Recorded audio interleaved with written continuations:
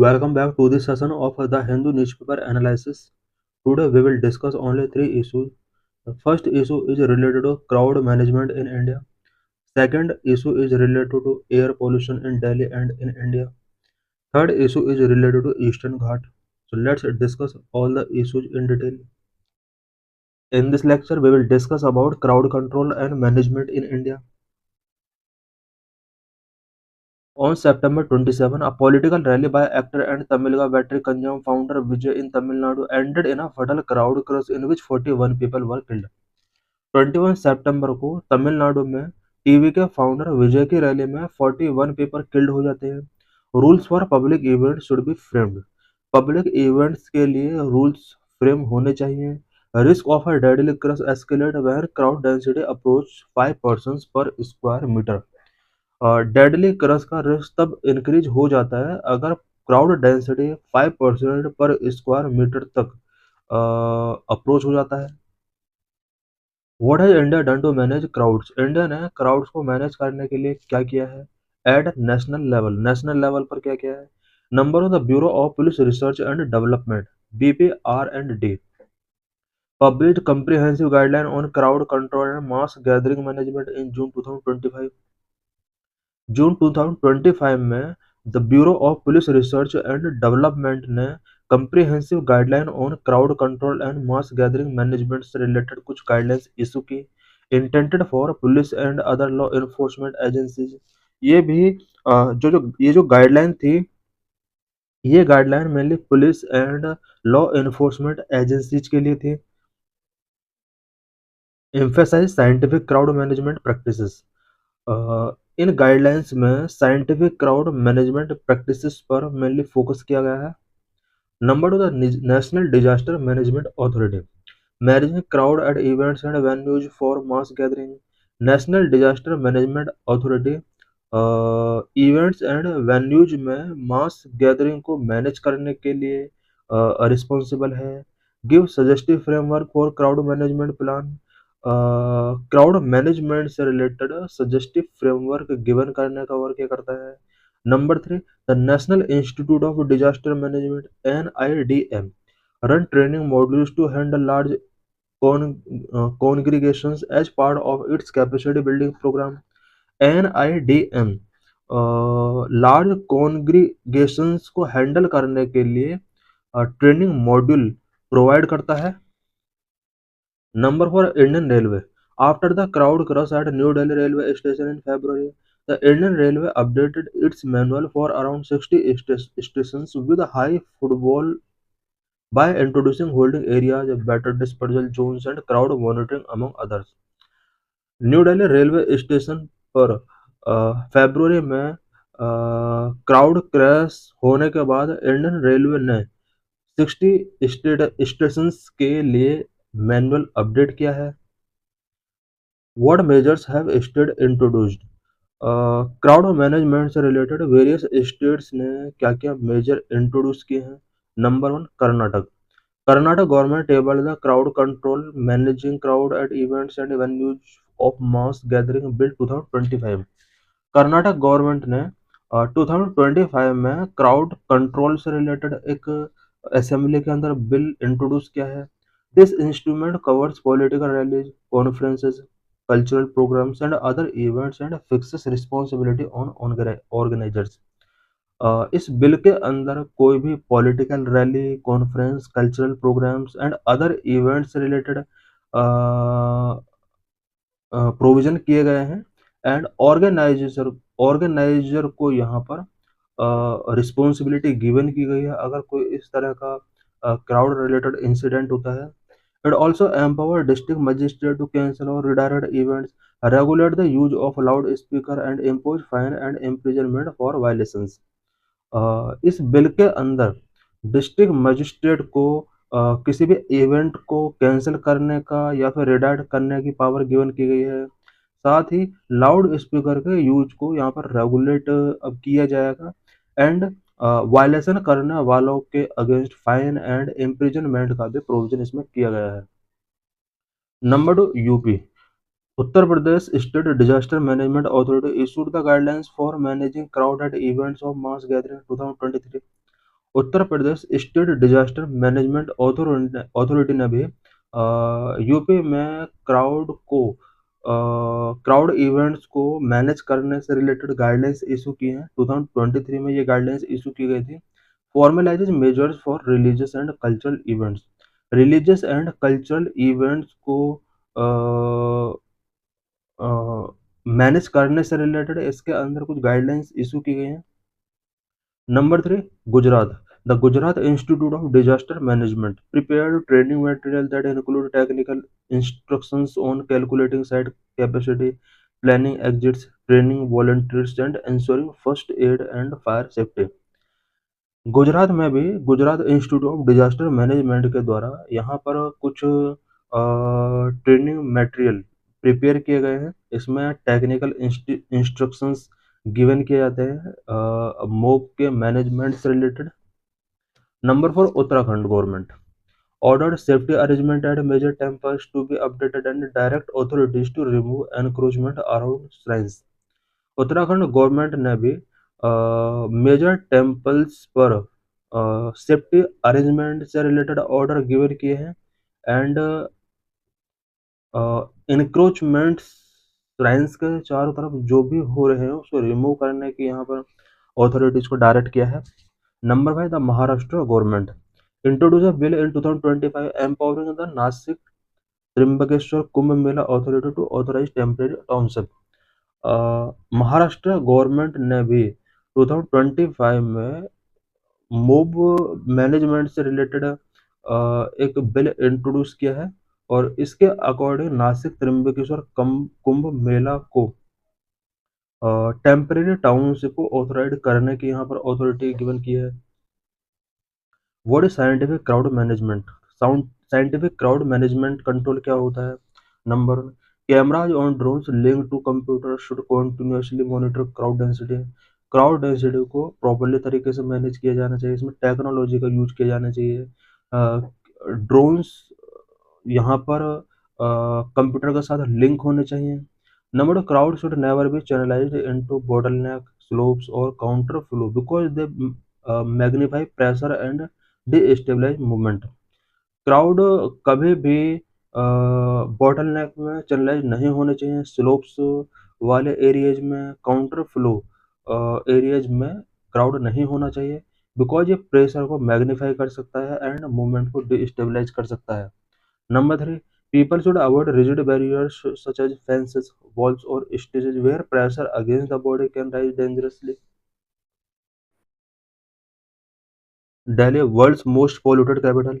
In this lecture, we will discuss about air pollution in Delhi and in India. Why news? Punjab reported about 70% fewer farm fires in 2024 than in 2023, but the total area is caused by these fires expanded year on year. Punjab में 2024 में farm fire का incident 70% reduce हुए हैं, but area is caused by these fires expanded year by year. 13 of the world's 20 most polluted cities are in India. Banihad in Assam on the top. World के top 20 most polluted cities में से 13 India के अंदर है, जिनमें से आसाम का बानीहाट top पर है। Delhi remains the most polluted capital city globally while India rank as the world's 5th most polluted country in 2024। Delhi आज भी ग्लोबली मोस्ट पॉल्यूटेड कैपिटल्स में आता है एंड इंडिया का रैंक ओवरऑल वर्ल्ड में पॉल्यूशन के रिस्पेक्ट में 5th रैंक है इंडिया का। India alone accounted for 2.1 million of deaths attributed to air pollution. The WHO estimate that air pollution kills 7 million people every year. India में every year air pollution की वजह से 2.1 million it means 21 lakh people का death होता है। WHO के estimation के according पूरे वर्ल्ड में एयर पोल्यूशन की वजह से 7 मिलियन डेथ होती है। Why Delhi is becoming uninhabitable? Delhi अनइनहेबिटेबल क्यों बन रही है? Delhi is becoming an uninhabitable city for different reasons. Number 1, Delhi has had only 2 days of healthy air per year. Number 2, more than half a year people are inhaling air unfit for breathing. Number 3, in winters, October to February, pollution level peak, while during summers the heat waves are unbearable, both affecting Delhi's poor disproportionately. Number 4, PM 2.5 dominate the air quality reading in Delhi, which is dangerous to the health and travel to the deeper part of the lungs due to its extremely small size, the largest of which is 30 times thinner than human hair. Delhi different region से इन इनहेबिटेबल बन रही है। Number one, ऐसा study के अंदर find out किया गया है कि पर ईयर दिल्ली में ओनली 2 डेज ऐसे होते हैं जहां हेल्दी एयर मिल पाती है लोगों को, and more than half a year people जो है वो अनफिट एयर ब्रीथिंग कर रहे हैं। विंटर सीजन में और समर सीजन दोनों में दिल्ली अनबियरेबल हो चुका है। विंटर सीजन में पॉल्यूशन लेवल पीक पर होता है, एंड समर सीजन में हीट वेव्स यहाँ के पीपल के लिए बहुत ज़्यादा अनबियरेबल होती है। इससे दिल्ली के पीपल को बहुत ज़्यादा यहाँ पर प्रॉब्लम फेस करनी होती है। पीएम 2.5 दिल्ली में एयर क्वालिटी रीडिंग में टॉपर होता है, जो कि हेल्थ के लिए बहुत ज़्यादा डेंजरस होता है, एंड ये हमारे लंग्स के डीपर पार्ट में एंटर करते हैं जिस टाइम पर हम ब्रीथिंग करते हैं। Why is Delhi's air quality so poor? Delhi में एयर क्वालिटी इतना पुअर क्यों है? Delhi grappled with high air pollution, the problem worsens in winter when unfavorable meteorological conditions combined with vehicular emission, petty straw burning, firecrackers and other local pollution sources make the air quality hazardous. Delhi में air pollution बहुत high होता है, और ये जो problem है ये winter में इंक्रीज बहुत ज़्यादा इंक्रीज हो जाती है, और यहाँ पर अनफेवरेबल मेट्रोलॉजिकल कंडीशंस जो vehicular emission, paddy straw burning, fire crackers and other local pollution source के साथ मीट होती है, एयर क्वालिटी यहाँ की हजार्डस हो जाती है। According to government, stubble burning in Punjab, Haryana and UP is responsible for Delhi's pollution, but it is a half truth. Government के according Punjab, Haryana and UP में होने वाले स्टेबल बर्निंग दिल्ली के एयर पोल्यूशन के लिए रिस्पॉन्सिबल है, बट ये एक हाफ ट्रूथ है। Vehicle alone contribute 58%, 34% from the exhaust and 24% due to wear and tear of tires brakes to this total। Delhi के एयर पोल्यूशन में व्हीकल्स का जो रोल है वो 58% तक है। Source apportionment of PM 2.5 from within Delhi। PM 2.5 के लिए कौन कौन से सोर्स दिल्ली में रिस्पॉन्सिबल है उससे रिलेटेड ये पाई चार्ट गिवन है। सबसे ज़्यादा यहाँ पर व्हीकल्स रिस्पॉन्सिबल है, उसके बाद tyre, brake, wear and tear, ये दोनों कंबाइन होकर यहाँ पर 58% का शेयर रखते हैं। उसके बाद यहाँ पर कोल एंड फ्लाई एस 14% के लिए रिस्पॉन्सिबल है। What is air quality index? Air quality index क्या होता है? Air quality index is a measure of the concentration of air pollutants PM 2.5, PM10, nitrogen dioxide, sulphur dioxide, carbon monoxide, ozone, ammonia, lead in the air at a monitoring location.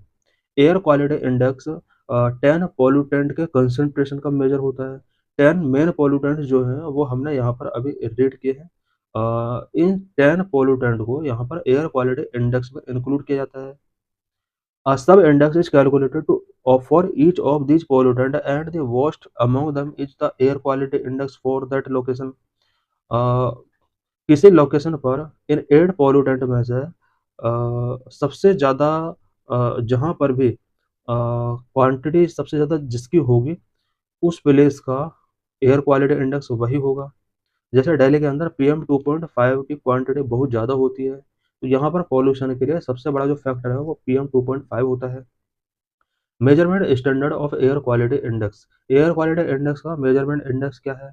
Air quality index अगर 0 to 50 है तो ये good category का assume किया जाएगा। 51 से 100 satisfactory, 100 to 200 moderate, 200 to 300 poor, 301 to 400 very poor, 401 to 500 sewer category. हम map में देख सकते हैं कि दिल्ली के आसपास का एरिया यहाँ का जो एयर क्वालिटी इंडेक्स होता है वो सीवर कैटेगरी का है। What is air pollution and pollutant? Air pollution क्या होता है और पॉल्यूटेंट्स क्या होते हैं? Air pollution, the presence of solid, liquid, gases, noise and radioactive radiation in the atmosphere whose concentration is harmful to humans, living organisms, property और environmental process is called air pollution। Atmosphere में जब solid, liquid, gases, noise and radio active radiation का presence होता है, जिसका concentration humans के लिए, living organism के लिए, प्रॉपर्टी, इन्वायरमेंट प्रोसेस के लिए हार्मफुल होता है, इस पूरे प्रोसेस को एयर पॉल्यूशन कहा जाता है। Pollutants, harmful substance in air pollution are known as pollutants. Air pollution में जो भी हार्मफुल सब्सटेंसेस होते हैं उन्हें हम पॉल्यूटेंट्स के नाम से जानते हैं। Pollutant can be either natural or man made and can originate from various sources such as industrial process, vehicle emissions, agricultural activities and natural events like wild fires and volcanic eruption. Pollutant natural भी हो सकते हैं, man made भी हो सकते हैं, but ये various sources such as industrial process, vehicle emission, agriculture activities and natural events like wild fire and volcanic eruption से ओरिजिनेट हो सकते हैं।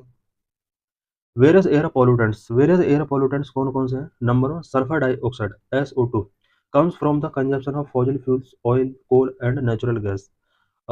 React with water to form acid and causes respiratory problem. Sulfur dioxide fossil fuel का consumption such as oil, coal and natural gas, इनके consumption की वजह से release होता है। वाटर के साथ रिएक्ट करके ये एसिड रेन फॉर्म करता है। रेस्पिरेटरी प्रॉब्लम इसकी वजह से हो सकती है।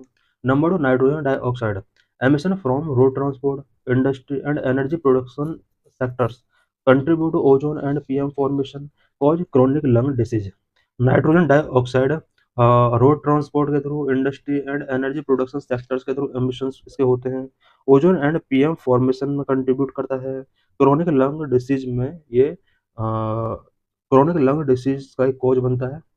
Number three, ammonia NH3 produced by the metabolism of amino acid and other compounds which contain nitrogen, cause immediate burning of eyes, nose, throat and respiratory tract and can result in blindness, lungs damage।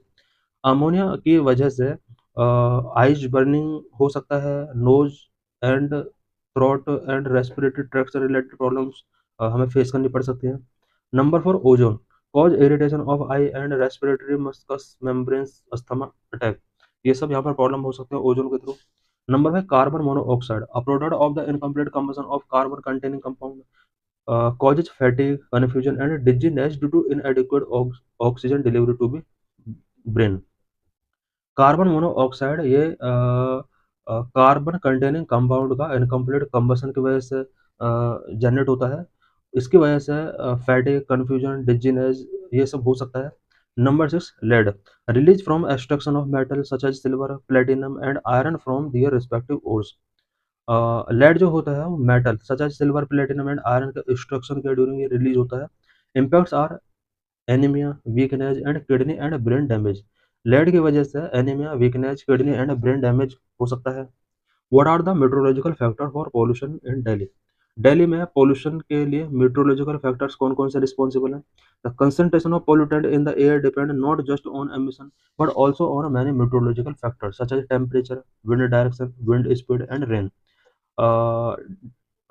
Delhi में जो air pollution है वो सिर्फ emissions उसके लिए responsible नहीं है, कुछ meteorological factors such as temperature, wind direction, wind speed and rain भी रिस्पॉन्सिबल है।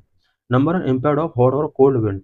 Hot air being lighter move up, whereas cold air trap pollutants and keep them closer to the ground। Hot air जो होती है वो light होती है and ये move up करती है, इससे पॉल्यूटेंट को वो साथ में कैरी कर लेती है। कोल्ड एयर पॉल्यूटेंट को ट्रैप करती है एंड ग्राउंड के क्लोजर इन पॉल्यूटेंट को रखती है। Number two, wind speed. High wind can disperse the pollutants. High wind speed अगर होगी तो इससे पॉल्यूटेंट डिस्पर्स हो सकते हैं। Number three, lack of rainfall in winter in Delhi. Rain can force the most common air pollutants like PM2.5 and PM10 to the ground. Rainfall जितना ज़्यादा होगा इससे रेनफॉल के ड्रॉप्स के साथ PM2.5 एंड PM10 ग्राउंड पर आएंगे उतना ही ज़्यादा। Cold air with slow wind speed and no rain make Delhi a pot of pollution with a lid on. Cold air with slow wind speed ये दिल्ली के पॉल्यूशन को इंक्रीज करते हैं। What are major driving factors of air pollution? Air pollution के लिए major driving factors क्या क्या होते हैं, ये स्पेशली इंडिया के रिस्पेक्ट में है। Number of industrial and vehicular emissions. Carbon monoxide, nitrogen dioxide and non methane volatile organic compound are the primary pollutants from vehicles. Industry like sugar, paper, iron and steel, cement, fertiliser, copper and aluminium emit PM, SO2, NO2 and CO2। Currently, road transport accounts for 12% of CO2 emissions and is a key contributor to urban air pollution। India में आज भी industrial and vehicular emissions air pollution के responsible हैं, because इनके through carbon monoxide, nitrogen dioxide and non methane volatile organic compound release होते हैं। India में कुछ industries such as sugar, paper, iron and steel, cement, fertiliser, copper and aluminium, ये सभी industries PM, SO2, NO2 and CO2 release करते हैं। Currently India में CO2 emissions के लिए रोड ट्रांसपोर्ट 12% तक रिस्पॉन्सिबल है। Number 2, solid waste burning. India में सॉलिड वेस्ट बर्निंग भी एयर पॉल्यूशन के लिए बहुत ज़्यादा रिस्पॉन्सिबल है। According to the Energy and Resource Institute report, India generated over 62 million ton of waste in a year. A big part of this waste is burned openly or in informal dump site. Open burning of solid waste contribute to the release of various pollutants, including PM uh, dioxides and furnace. India में solid waste burning भी एक बहुत बड़ी problem है। Per year India 62 million tonne waste generate करता है और इस वेस्ट का एक बिग पार्ट ओपनली बर्न कर दिया जाता है। सॉलिड वेस्ट को बर्न करने से various pollutants such as PM dioxins and furnace यहाँ पर रिलीज होते हैं। Number 3, stubble burning and various other agriculture activities. Stubble burning and agriculture activities भी इंडिया में पॉल्यूशन का रीजन बनते हैं। Burning of straw stubble after harvesting grains like paddy and wheat, particularly in Punjab and Haryana and UP, lead to air pollution, especially in NCR region during winter. India में specially Haryana, Punjab and UP में जो stubble burning किया जाता है paddy and wheat का, इससे winter season में Delhi NCR का जो एयर पोल्यूशन है वो काफ़ी इंक्रीज होता है। Some other agricultural activity like tilling, fertilizer and pesticides application and improper livestock farming also responsible to air pollution. These activities release ammonia, methane and particulate matter into the air. कुछ agricultural activities like tilling, fertilizer and pesticide application, improper livestock farming, ये सब air pollution को increase करते हैं। ये सभी activities के through ammonia, methane and particulate matter भी एयर में रिलीज होते हैं। Number 4, domestic cooking and heating. Domestic cooking and heating भी दिल्ली में एयर पोल्यूशन के लिए रिस्पॉन्सिबल है। About 62 to 65% of India rural household rely on solid fuels such as coal, biomass and kerosene for cooking and heating purpose. ये mainly all India के respect में यहाँ पर एक पॉइंट गिवन है। इंडिया के about 62 to 65% rural household के अंदर solid fuel such as coal, biomass and kerosene cooking and heating purpose के लिए यूज किए जा रहे हैं। The incomplete combustion of these fuels in release harmful pollutant such as PM, carbon monoxide and volatile organic compound. इन सभी fuels का incomplete combustion कुछ हार्मफुल पॉल्यूटेंट रिलीज करता है such as PM, carbon monoxide and volatile organic compound भी इसके through release होते हैं। Number of coal based power plant. India में कोल बेस्ड पावर प्लांट भी पॉल्यूशन को इंक्रीज करने के लिए रिस्पॉन्सिबल है। Coal based thermal power stations which has no pollution control technology are responsible for over half sulphur dioxide, 30% oxide of nitrogen, about 20% PM among other man made emissions in India. India में coal based thermal power stations ये इनके पास कोई pollution control technology नहीं है। Half से ज़्यादा SO2 emission के लिए रिस्पॉन्सिबल हैं। 30% नाइट्रोजन ऑक्साइड के एमिशन के लिए रिस्पॉन्सिबल है एंड 20% पीएम एमिशन के लिए रिस्पॉन्सिबल है। Number 6, improper use of pyrolysis. Pyrolysis it is a technique to break down synthetic material, leaves fine carbon matters and residue like pyrogas and oil contributing to pollution. Pyrolysis का improper use भी air pollution के लिए यहाँ पर responsible है। Pyrolysis means ये एक technique है जो कि सिंथेटिक मटेरियल को ब्रेक डाउन कर दिया। इस ब्रेकिंग डाउन के प्रोसेस में कुछ fine carbon matter and residue like pyrogas and oil release होते हैं जो कि पॉल्यूशन को कंट्रीब्यूट करते हैं। In 2024 national green tribunal prohibited use tyres from being burned in the open or used as fuel in bricks kilns. 2024 में national green tribunal ने tyre का open burning and bring kills में fuel के तौर पर burn करने से यहाँ पर इसका बर्निंग बैन किया है गवर्नमेंट ने। कि government initiative for controlling air pollution को कंट्रोल करने के लिए गवर्नमेंट के इनिशिएटिव क्या क्या रहे हैं। Number 1, national clean air programme. Number 2, system of air quality and weather forecasting and research portal. Number 3, new commission for air quality management. Number 4, graded response action plan.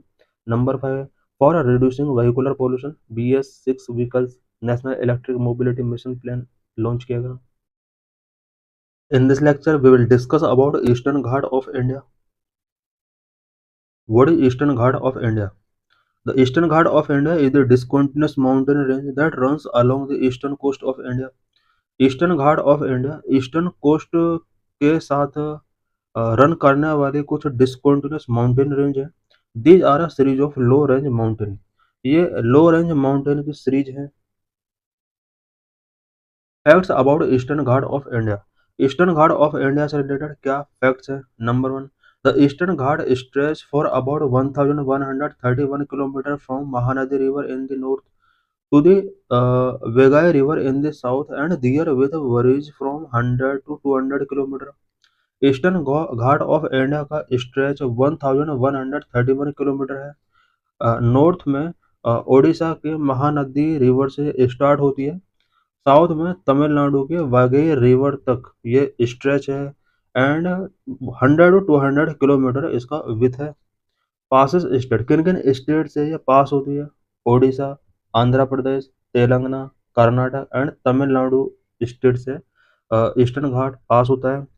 Discontinuous Ghat, ये एक discontinuous Ghat है। Eastern Ghat mountains are discontinuous because they are interrupted, eroded and cut by four major peninsular rivers namely Mahanadi, Krishna, Kaveri and Godavari.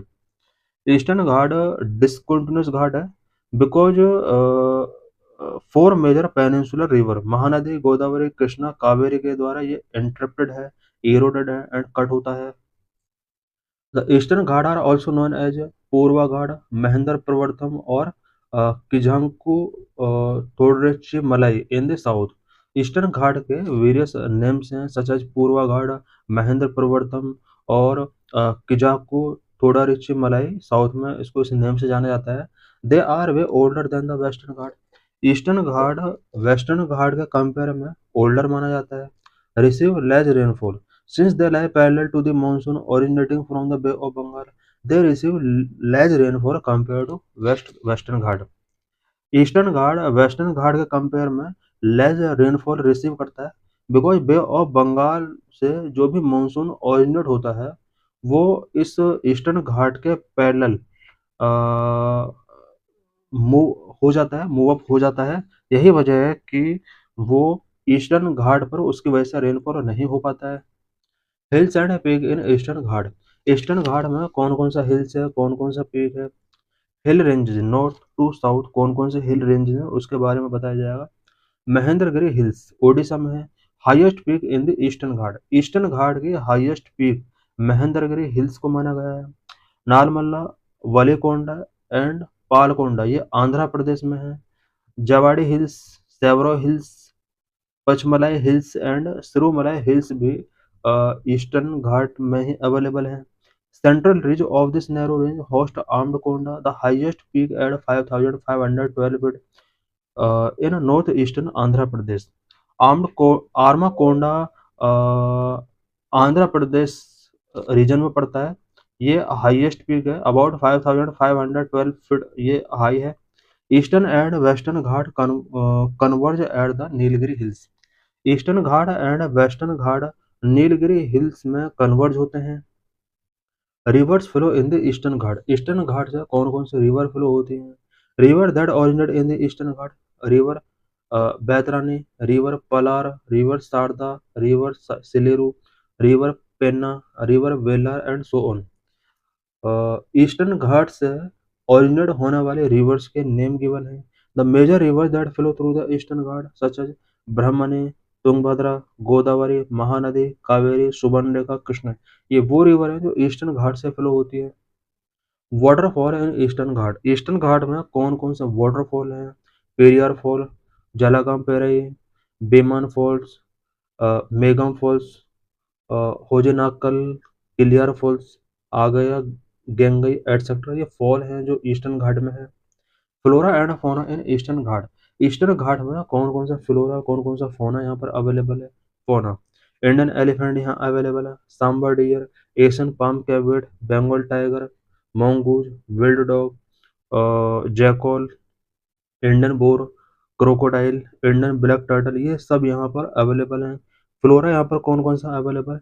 Eastern Ghat of India is home to nearly 2500 flowering plant species which is about 13% of the India total flowering plant species. India के total flowering plant species का 13% यहाँ पर available है। About 2500 type की flowering flowering plant species यहाँ पर available हैं। Endangered plant species such as मारा उरे and Haldigardia populifolia and valuable trees such as Etti, Semmaram, Vengai, पाला, ये सब यहाँ पर प्रेजेंट हैं। Major threat to the Western and Eastern Ghat of India. Eastern and Western Ghat के बिफोर क्या क्या चैलेंजेस हैं? Number one, mining, population pressure, encroachment and extraction of non timber forest product or and fuel woods are some of the major threat to the Eastern Ghat. Number two, deforestation. The Eastern Ghat have lost a significant portion of their forest cover over the past century due to conversion to agriculture field, shifting cultivation and commercial activities. Eastern Ghat में last कुछ year में forest cover काफ़ी lost हुआ है, specially agricultural fields के purpose से, shifting cultivation या commercial activities की वजह से यहाँ पर डिफॉरेस्टेशन बहुत ज़्यादा इंक्रीज हुआ है। Number three, unsustainable practices, large scale mineral exploration such as extraction of magnesite and bauxite along with activities like illicit grazing and felling of trees contributing to the degradation of the ecosystem. इस reason में magnesite and bauxite के extraction की वजह से यहाँ पर बहुत ज़्यादा इकोलॉजी डिस्टर्ब हुआ है। मिनरल एक्सप्लोरेशन यहाँ पर बहुत ज़्यादा किए जा रहे हैं। Illicit grazing and felling of trees ने भी यहाँ पर प्रॉब्लम को रेज किया है। Number four, climate change, the region face threat from climate change with rising temperature and cyclone impact in the fragile environment. Climate change ने भी यहाँ पर थ्रेड क्रिएट किया है, साथ ही राइजिंग टेम्परेचर एंड साइक्लोन इन्होंने भी फ्रेजाइल एनवायरनमेंट को यहाँ पर इम्पैक्ट किया है। The flora fauna and natural resource of these regions can be protected only by enforcing strict law and effective strategy for their eco development. इस region के flora fauna and natural resources को तभी protect किया जा सकता है जब यहाँ पर स्टेट लॉ इन्फोर्स किए जाएंगे, साथ ही इको डेवलपमेंट के लिए यहाँ पर इफेक्टिव स्ट्रेटजीज हमें फॉलो करनी होंगी। तो thanks for watching this video.